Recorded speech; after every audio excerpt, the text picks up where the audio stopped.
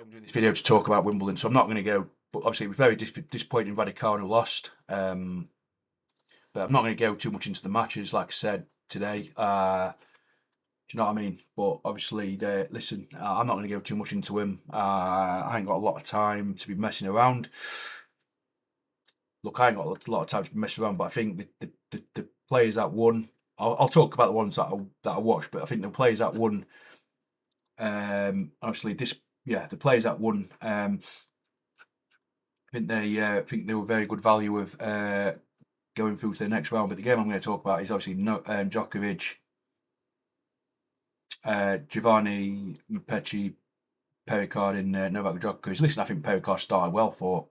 Listen, you think he's going to go? Listen, he wins the first set. You think he's going to do it, but then Pericard, then he just gets an unfortunate injury. Should have really won the second game. Should have really gone 2 sets up. To be honest with you, shouldn't have allowed Djokovic to get back into it. Then the third set, it was really bad. I felt he was really poor in the third set. It was a poor game from him in that third set. Djokovic dictated that third set. And then the fourth set, it got slightly better. I think he was slightly better, but I think overall, I think Djokovic deserved to win. I think his injuries were. Listen, he picked up some injuries, which was disappointing to say the very least. But listen, there's things, of course, he should work on. Of course, he is. I think he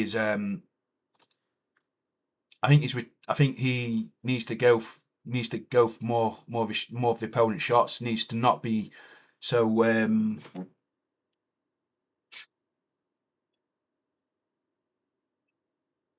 Not, I don't really know the word. He needs to.